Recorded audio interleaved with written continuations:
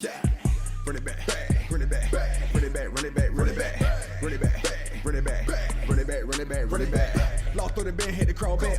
Can't take no more L's, I need all that. Run off with a pack and get the dome crack. The 4 feel short, nigga 4 flat. Run it back, run it back, run it back, run it back, run it back, run it back, run it back, run it back, run it back, run it back, run it back, run it back, run it back. Quit that little drop, now you hustling. They counted you out, now you bubbling. Took you some losses, but bounce back. Now they feeling for you like you good crack. Run it back, run it back, run it back, run it back, run it back, run it back, run it back, run it back, run it back, run it back. Lost through the band, had to crawl back. Can't take no more L's, I need all that. Run off with a pack and get the dome crack. The 4 feel short, nigga 4 flat. Run it back, run it back, run it back, run it back, run it back, run it back. Hello and welcome to the show. This is episode 54 of the WarDawg Trail podcast. And today I have a very, very special guest for you. We are going to touch off on a subject that many in the veteran community have heard about, possibly thought about. But today we're going to bring you firsthand knowledge on this particular topic. Before I bring out our esteemed guest, however, I do want to let you know about today's sponsors. Okay. First off, we have Reaper Apparel Co. Okay, and as you see in the ticker below, you use my code Sergeant WarDawg TB for 10% off your entire order. All right. Next, we have Peace for Warriors. All right. Now, if you happen to be a veteran struggling with finding another purpose or mission in your life, then Peace for Warriors is the organization for you. They utilize veterans to volunteer abroad, to volunteer in countries such as Liberia and the Philippines. And next year, March of 2024, I will be joining Peace for Warriors to volunteer to fix a school in a village just north of the Subic Bay in the Philippines. And finally for today, we are highlighting First Form and First Form Outdoors. All right. Now, First Form is a supplement, fitness supplement company that will supply you with your needed nutrients and that extra boost when you're going on your outdoor adventures. All right. Whether that's hunting, whether that's camping, whether that's fishing, First Form Outdoors is the supplement company that will help you to get the job done. All right. Without further ado, I present to you Mr. Matt Simpson. He is author of the book Worth the Fight, as well as a one-on-one microdosing coach. Matt, welcome to the show. Thank you, Sergeant WarDawg. Great to be here. All right. Now, if you don't mind, let the viewers and listeners know a little bit about your background, where you're from, anything you don't mind disclosing. Yeah, sure thing. Happy to share. I wrote a book called Worth the Fight: Acting for a Better World: Guide to Spirituality, Psychedelic Medicines, and Overcoming Trauma. In it, I share my story only to the degree to which it tells a larger narrative about what is possible if we come together over what is shared. And I've been advocating for our United States war veterans since 2017 to get healing with ayahuasca and other plant medicines. As I'm sure that you talk about often on your show, the veteran community is struggling with mental health right now. They're in a veteran suicide epidemic and mental health epidemic. And there's these powerful medicines that have been green-lighted by our most esteemed institutions: Johns Hopkins, NYU, Harvard, Stanford, and there's all sorts of psychedelic science to support that these medicines are very effective when administered by qualified professionals in a safe, supported setting.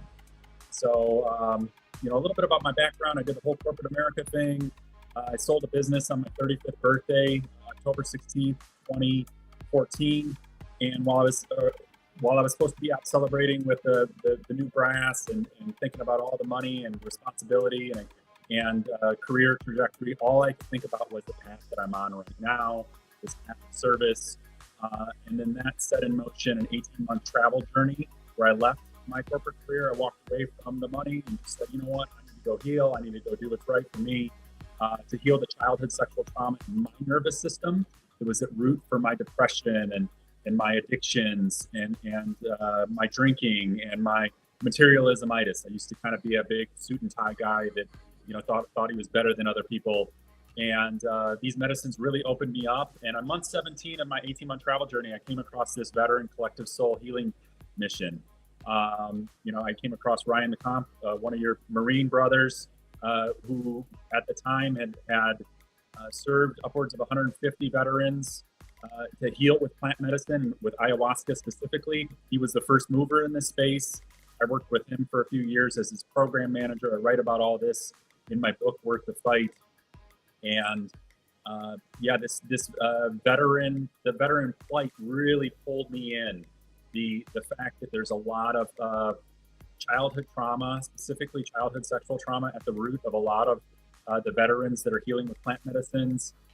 It appears as though there's a lot of trauma that drives them to war in the first place. So if we can get to the trauma and we can heal it in our society, I think that we'll a generation or two out, we'll see enduring peace. And I know that that's pretty grandiose right now in a time where we're at war and there's a lot of pain and suffering in our world, but that's the vision. All right. Now, if you don't mind, talk about your experiences with veterans, if you have any, or the experiences you'd like to have with veterans. Yes. Again, in Worth the Fight, I wrote about the 2 years or year and a half. I was the program manager of Veterans for Entheogenic Therapy. In that time, we raised money for 100 veteran healing with plant medicines.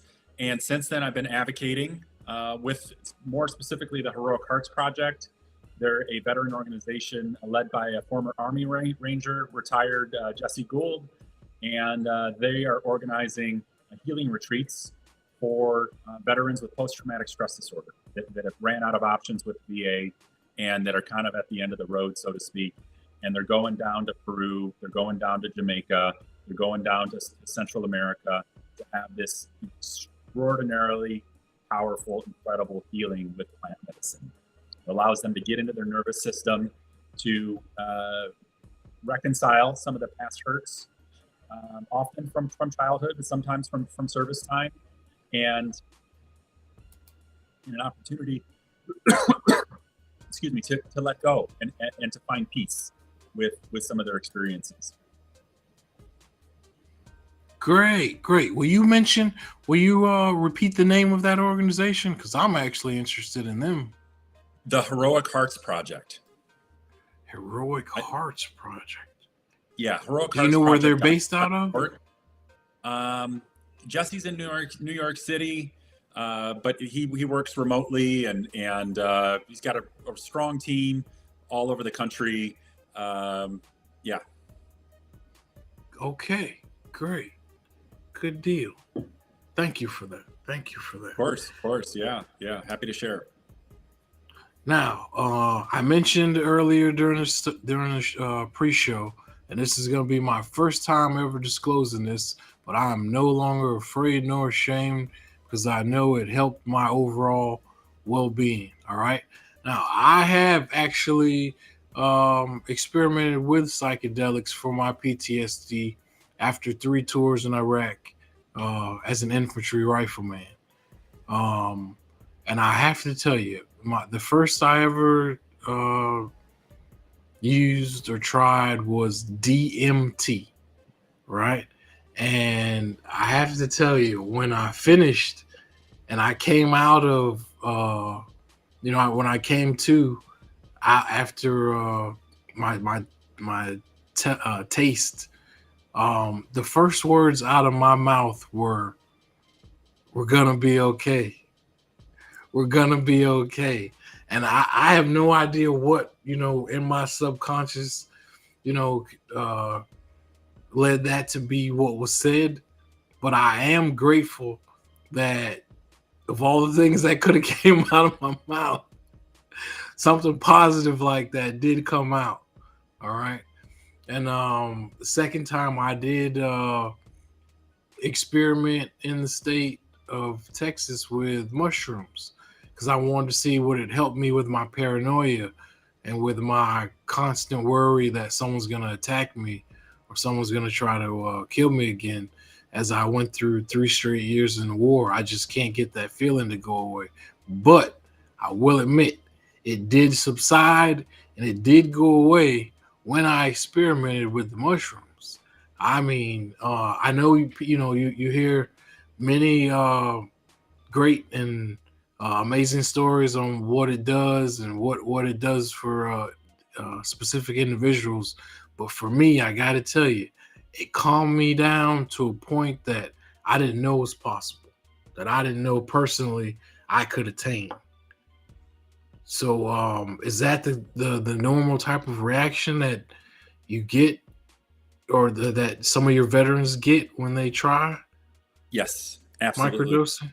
Absolutely. These are powerful medicines that help us get to the root of our trauma, our dis-ease, our mental health struggles, depression, anxiety, etc.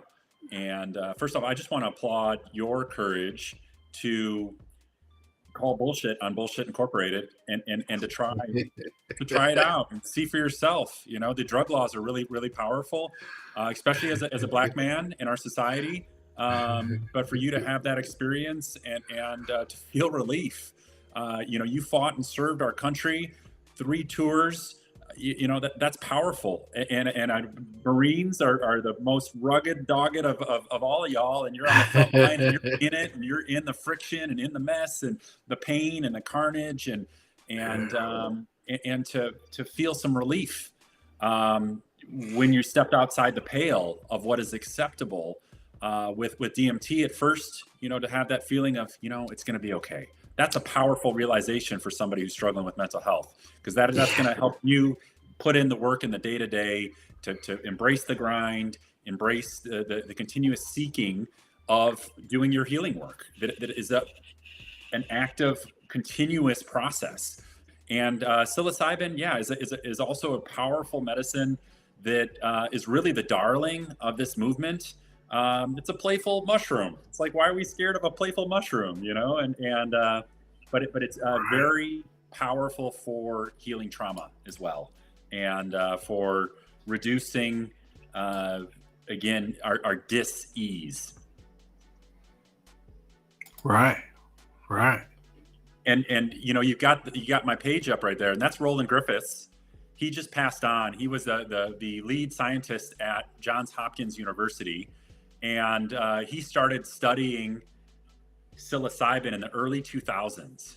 And he just passed on, died of cancer. It was really tragic, but he lived a full life and really brave man that did wonderful work for the movement, studying psilocybin and bringing it to the forefront with peer-reviewed scientific data. Okay.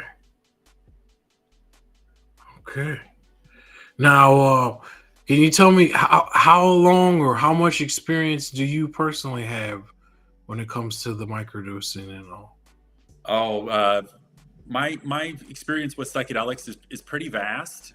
Again, getting into my nervous system to remedy the childhood sexual trauma from my youth. You can see a before and after picture of when I was struggling with alcohol years back, and really in it. And completely revamped my health and body and mind and spirit. And these medicines have been a big catalyst, big part of, again, catalyzing positive growth. and letting me heal and let go of these traumatic thoughts from my youth that just kept on playing and repeat in the background. And the high dose experience is something that I wrote about in depth in my book, Worth the Fight. I cover microdosing as well, but I've gotten really big into microdosing the last 2 to 3 years. And I've been in deep study with how to get the most out of this misunderstood strategy for health and well-being. Okay. All right. Now, I really wanted to ask you about levels, I guess is what I'll say, levels of dosage, because personally, I live in the state of Florida, so I have a Florida medical marijuana card. Now, I don't know if that in some way changes my what's the word I'm looking for? Tolerance. There you go. Changes my tolerance. But I I had an instance where when I was experimenting with the psilocybin for the first time, I really didn't feel the smaller amounts. And the other Marine that I was with, he was looking at me like I was crazy because he couldn't believe that, for whatever amount, it might have been maybe a half a gram or a gram. He was wondering why I wasn't feeling anything and why I couldn't, immediately get the same sensation that he would. Would you in any way be able to talk about tolerance for anyone that happens to also be a user of other substances at all? Sure, I'm happy to address that. And I just want to disclaim, I'm not a medical professional. I'm just a guy that had a near broken heart who stepped outside the pale, did some deep healing, and has done a lot of research. And experientially, I've got a big presence on Meetup. I've got upwards of 5,000 people in my Meetup groups that come to me for psychedelics and limitless personal growth. So I've learned a lot on this path. The half gram to a gram of psilocybin, that would be a mini dose, not a microdose. You've gotten out of microdose range and you're into mini dose, almost a creativity dose. And our experience of the medicine is going to be very different per individual. And the $1 million word that the scientists use is phenomenology. That's our perception of reality. And because of, and it's going to be different for all of us because we have a different physiology, we have a different childhood, memories and traumas and different risk tolerance, different pain threshold, all these different things come into play. There's no right or wrong. It's about finding the dose that works for you. So I'd say that if a half gram or a gram didn't work, that's okay. And maybe your cannabis use, having a medical card and using that therapeutically has something to do with your lack of feeling something with the psilocybin. But, there's always a higher dose that we can go to get and it might have been the setting that you were in. I think that when we're in a safe, supported environment, maybe with the eye shades on, and we can really look within, and we know that it's all good, it's safe, that someone's got our lookout, and maybe with a medical professional or a sitter or a guide, then that also might be a more optimal situation for having more of an experience. Okay. All right. Now, I have to admit, I took just as you just mentioned, I took very great care in making sure I was in the proper environment in terms of being at home. And then I had one other actual Marine that I went to Iraq 3 times with there with me because he was the one that actually, recommended it to me. So I've heard about instances of bad possible reactions. So I have to admit, I did take great care to make sure I was in a good place and I was around a good person. And wonderful. I'm pretty sure that. These are powerful medicines, and they can get people in a really, really tough spot if we don't account for set and setting and making sure that we're in a reasonably good headspace going into it. And we know, and we've done our research, and we've read the books like Michael Pollan's How to Change Your Mind, and watched Fantastic Fungi on Netflix. Maybe checked out my book, Worth the Fight, as well. Great. Now, what is your opinion on the healing power of microdosing, specifically for war PTSD? I'll be honest with you. I haven't had a lot of experience with war PTSD and microdosing. This comes to mind that there's the high dose, the ayahuasca, the high dose iboga is something that our special forces and Navy SEALs are engaging to Really? Yeah. It's full on with an organization called Veterans Exploring Treatment Solutions. I'm going to a fundraiser in San Diego this weekend for Veterans Day, and they put upwards, I think, of 1,000 SEALs and Special Forces have gone through their program as of now, and they're using this powerful plant medicine called ibogaine. It comes from iboga, which is a root that comes from West Africa, Gabon specifically, and they're finding healing in the medicine.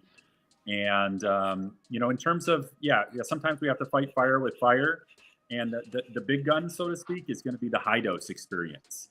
But the microdosing can be extraordinarily useful and helpful. Currently, I'm working with three veterans, an Air Force guy, an Army guy, and a Marine. The Army guy, I just started with the other two, but the Army guys, served 20 some years ago, and he didn't come to me for PTSD, but he was struggling with depression and had experience with some of these higher dose realms, and we're using microdosing, and it's lifted his mood significantly, his energy levels. He's more optimistic about the world. He's more focused at work. He's dialed in to his health habits, meditation, contemplative journaling. It's, as a man in our society, we've been shamed to feel emotion since we were 5 years old. So it's really hard to put pen to paper and to be real about what we're feeling. But that can be a very powerful process with the microdosing. I so often hear from my coaching clients that they can struggle better or they can do the hard thing. And we all know that struggling better and doing the hard thing is what is necessary to get ourselves out of depression, out of our PTSD, back to the path of passion and possibility. Definitely. Now, may I ask, that organization that you mentioned, are they doing this with active SEALs and Special Forces, or is this with these are all retired? Okay, retired. Okay, yeah. Okay. In conjunction, listen to this, Sergeant WarDawg. In conjunction with Stanford, they're going. The SEALs and Special Forces are going to Stanford to get their brains scanned in the fMRI, and then they're going down to Mexico to have this healing, and then they go back to Stanford to have their brains scanned again, so they can understand what's going on here, and better understand what the mechanism at play is and how these medicines work, because we still don't fully know exactly how these medicines work. Oh man, I want to be a part of that one. I gotta admit, I'd like to be a part of that, or at least I'd definitely like to be able to read the results and any type of after action reports that happen to come from this, because that sounds so interesting and phenomenal that you really got me. You piqued my interest on that one.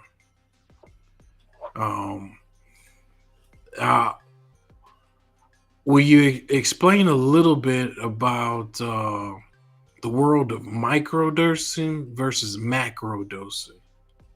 Yes, microdosing is it's a different application of the same powerful medicine. Per Dr. Jim Fadiman, who's the OG, godfather of microdosing. He was dosing people with LSD in the 1960s when the government crackdown came, and he's known as the most knowledgeable person around microdosing. He says 5 to 10% of a peak or high dose or a macro experience, and we're taking this in a cadence of, we dose on day 1, then we take 2 days off. We dose on day 4, we take 2 days off. We dose on day 7, we take 2 days off, and so on. We do that for at least 2 months. We set really bold intentions on the front end, and we make a commitment to moving our bodies. And however which way we do that, in terms of fitness, a lot of people that are struggling with mental health, they've kind of let their exercising go. We get more boosted. The best way that I can describe the experience is 3% more empathy, 3% more courage, and 3% more self-awareness. So with that boosted mood and energy, we recommit to moving our bodies, getting out for those walks, getting our heart rate up a little bit, maybe some hiking, maybe some time out in nature, maybe some resistance training. And also we commit to a little bit of stillness, even if it's 10 minutes a day of meditation, where we're sitting with our thoughts, and then maybe doing some contemplative journaling afterwards. And there's a wondrous opportunity to work through whatever's at the root of our dis-ease. It's going to go from the back burner to the front burner. So there's going to be an opportunity for us to safely engage that and to start to move through that energy. And as a psychedelic pioneer, Dr. Gabor Mate says, we can liberate the energy of trauma into the energy of life. Oh, that's deep. I like that. I like that one. Man. Okay. Now, would you mind talking to us a little bit about why you feel journaling, contemplative journaling, is so beneficial? Yeah, it's a powerful tool. On my journey, it meant so much to my healing and reconciling my past hurts that I just kept on journaling. I just kept on writing so much that I wrote a 308-page psychedelic integration book. And, for me, my journaling practice is very strong. I take time in the morning and time in the evening. But for somebody who's just starting, even if it's a half a page, we're taking time to journal our thoughts and what are we feeling? What sensations are we noticing? What are our intentions? Why are we microdosing? What are we trying to do? What are our goals? These are all things that we can write out. And with the reason why journaling is so imperative and synergistic with microdosing is that we have this boosted awareness, and where we have these ahas and these epiphanies. We want to make sure that we have a place for those to land, so we can capture them and equate that into behavioral change. Otherwise, they're just going to be kind of whimsical, grandiose ideas that might feel good, but you know what? That's not going to mean shit for being a better person and living, a better life and serving our circle of influence in a greater manner. It's not going to equate to anything more than just that kind of feels good. Helps us capture that boosted awareness. Right on. Do you see that as being beneficial for most mental health conditions, journaling? Because yes, any mental health condition, and this could be for mental health or for people that just want to be their best. It's an objective way for us to put pen to paper. I had a client that recently said that when he journals his thoughts, they become real. Otherwise, he can justify ignoring them in the busy day to day. They're just kind of ricocheting around in his mind. But when he puts them down on paper, then he's got to do something. And that, again, will equate to positive adaptive change. All right. Really good. But it's a practice. It's a practice like anything else. And, it's something that will find results in time. I believe that it's one of the most powerful integration strategies and practices. All right. Now, as a layman, I only know of two psychedelics. I know of psilocybin and I know of DMT.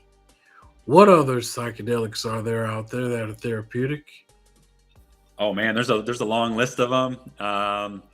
The ayahuasca, I'm happy to go over it. Ayahuasca is a powerful medicine that was its birthplace is thought of as Peru, and the active ingredient in ayahuasca is DMT, dimethyltryptamine. It's a different experience than the one that you had. DMT, the smokable DMT, is a liken to a rocket ship. You know, it's a 10-minute experience, plus or minus. And the ayahuasca journey is something we do together in a community, typically in a ceremony setting, 10 to 20 people, sometimes more.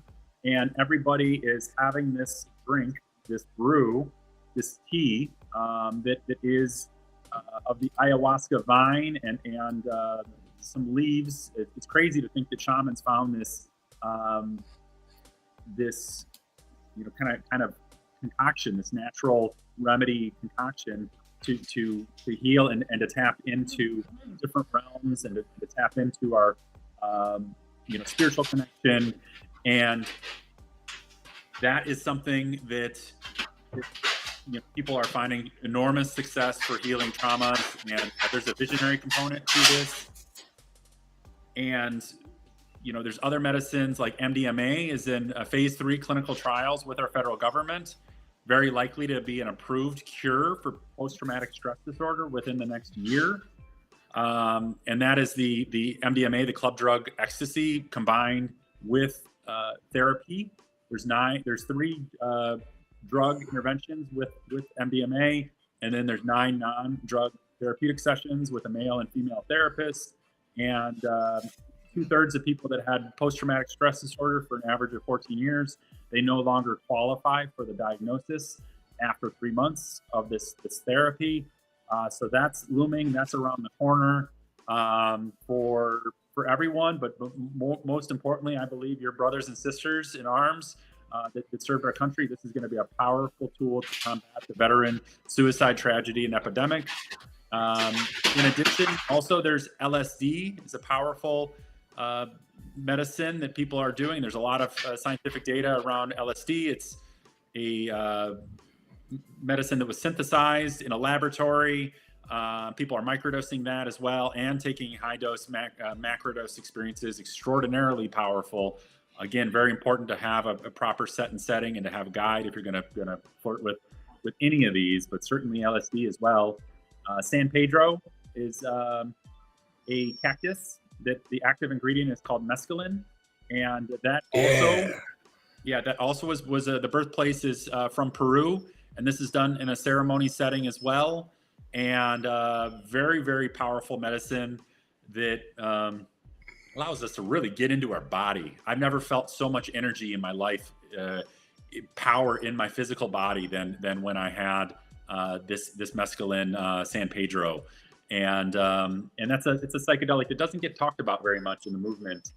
And there's certainly more that are out there. 2CB is another one. I've never had that experience, but you got people that are singing songs and rapping about it, and I've heard positive things. It's kind of a love drug.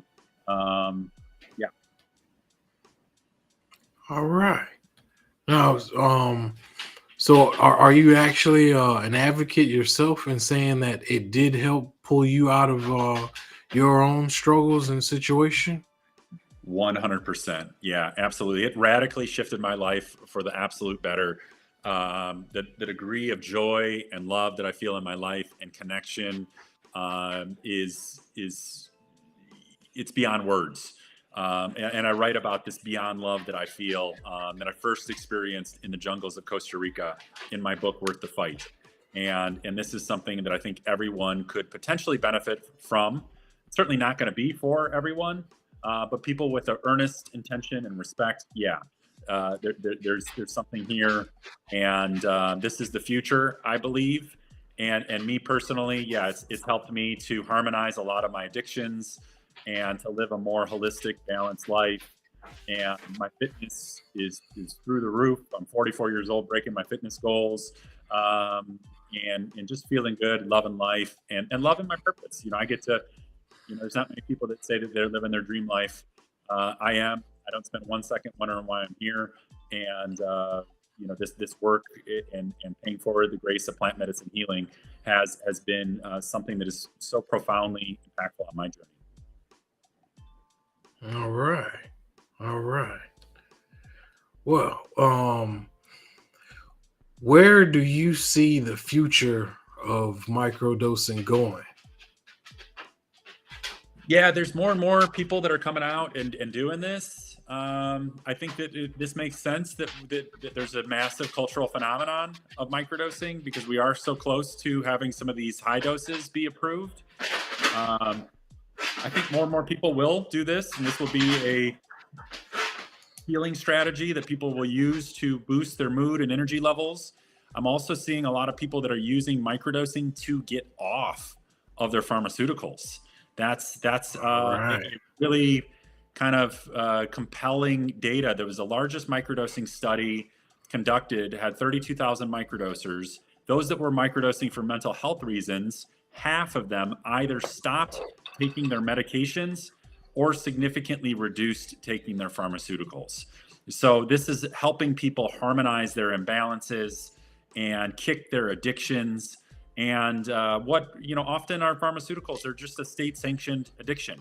But it also helps people that are, maybe have an unhealthy relationship with cannabis and they want to smoke a little less, or they want to drink a little less alcohol. Or I had a client once who was drinking 12 cups of coffee a day. And you know what? Coffee's really good. I'm having a cup right now, but 12 a day, that will be exhausting. And she's down to 1 cup. And she enjoys that with reverence and respect. So there's a big opportunity to harmonize our imbalances. And I see more and more people doing this. Now, can you help me picture this on a personal note here? Whereas everything about, I appreciate all of the, respect and the ceremonies, the tradition, honoring the peacefulness, the holistic approach, I guess maybe. But I guess I'm at a little bit of a moral problem with what I was doing as a veteran. Involved violence, clear as day. You know what I mean?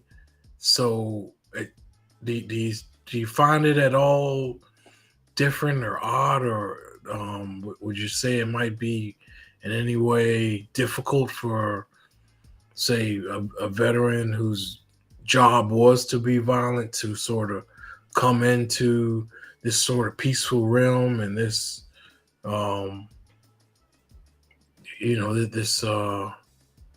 this non-violent, peaceful sort of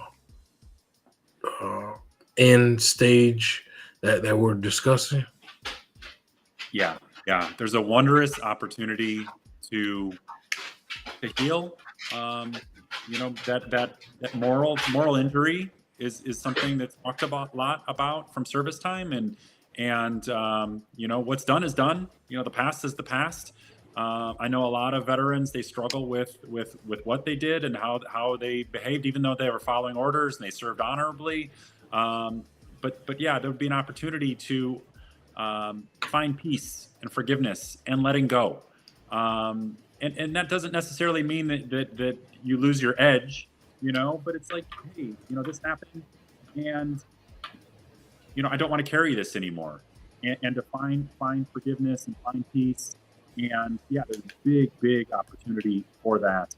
And these medicines help us, again, get into our nervous system, get closer to our traumas. And as Dr. Fadiman succinctly says, awareness heals. So there's an opportunity to bring light into the darkness, and to potentially transmute that darkness, that pain, the traumas, the adversity, what we've gone through. I'm a big believer that a degree to which we lean into the darkness, the pain, the adversity, our traumas, is the very same degree to which we can stand and share and love in our life. So it's very brave to do this inner work.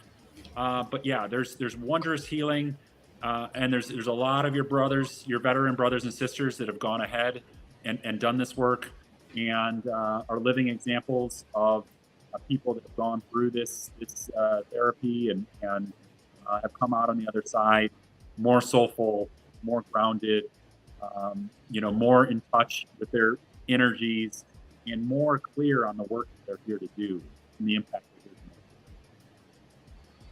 making. All right. Right on. Right on. I want to thank you so much for coming on the show. This is Mr. Matt Simpson. I appreciate it. I knew this was going to be a good show. I knew it was going to be different, eye-opening. I'm still caught up on some of the things you told me about, some of the other organizations doing. So I know the viewers and listeners are also going to be equally interested and thoroughly interested in everything that you came on the show to talk about today. Well, thank you. It's been an honor to share. And this came up. One last thing, if we could go back to my Instagram page, I just want to highlight a Marine, one of your sisters, Juliana Mercer, former Marine. She served honorably for 16 years, and she's a dear friend of mine. I just had her on Worth the Fight podcast number 100. I'm going to be posting that today. And she's got a powerful story, and she's working within an organization called Healing Breakthrough right now to help get the VA up to speed so they can do this healing therapy. And if you go down the picture, just one down a little bit, it's her in the middle right there. No, that's Francie. One right here with up again. Sorry, the yellow shirt. There we go. That's Juliana. Again, former Marine. She's got a powerful story of her healing. She was working with the Wounded Warrior, I believe, in San Diego, and helping a lot of veterans with PTSD and challenges with amputee and all of that, and it got overwhelming for her, and so she went to bravely to confront her hurts and her past, and went down to Costa Rica and had a wonderful healing with ayahuasca and deep healing with psilocybin. And she's there to share the good news to her brothers and sisters. There is an option that these medicines can work, and she's living example of what is possible. All right. That is great. Thank you for including that. Now, for the listeners and viewers that would like to know more about you, can you tell them where they can find you or find more information about you? Yes, thank you. They can find me on Instagram at Worth the Fight Book. My website is worththefightbook.org. And also, or on my website, you can find a link to the Psychedelics and Limitless Personal Growth Meetup. I host a Microdose Monday meetup every week at 7 p.m. Central for an hour, where I go over best practices on microdosing, how to get the most out of this unconventional strategy for health and well-being. And there's typically 5 to 10 people, sometimes more, on the call. And there's an opportunity to learn not just from me, but from others that have gone ahead on this journey and that are sharing their what's working for them, maybe some challenges that they've had. But it's a great community initiative that will support people along this journey. Great. All right, ladies and gentlemen, we have had Matt Simpson on the show for episode 54 of the WarDawg Trail. Matt is the author of the book, Worth the Fight, as well as a renowned one-on-one microdosing coach. Matt, I can't thank you enough. I wish you nothing but the best. And salute, bro. Salute. Thank you. Thank you. I appreciate you. I appreciate the work you're doing. And thanks so much for having me. And it's been an honor to share, and keep up the great work. Thank you. All right. All right now, ladies and gentlemen. Don't forget today's sponsors. All right. Today's sponsors were Reaper Apparel Co. Remember, you can use my code Sergeant WarDawg TV for 10% off your entire order. Also, Peaceful Warriors. If you are a veteran, find yourself struggling with having a new purpose or mission in your life after your military service, consider Peaceful Warriors. They take veterans around the world to volunteer. And next March of 2024, I will be going with them to the Philippines to assist in repairing a school and a village just north of the Subic Bay. And finally, First Form and First Form Outdoors. And remember, First Form is a fitness supplement company. So anyone that happens to need that extra juice or that extra oomph for your outdoor adventures, for your hunting, camping, or fishing, be sure to check out First Form and First Form Outdoors. This has been Sergeant WarDawg. We had guest Matt Simpson. And this was the WarDawg Trail, episode 54. Have a great week. Salute.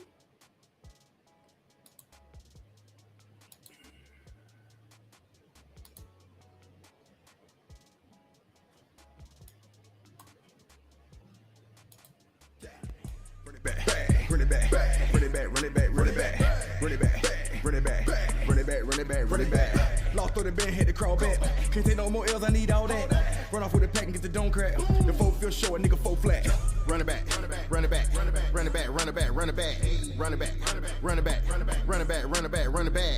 that little drop, now you hustling. They counted you out, now you bubbling. Took you some losses, but bounce back. Now they feeling for you like you good crack. Run it back.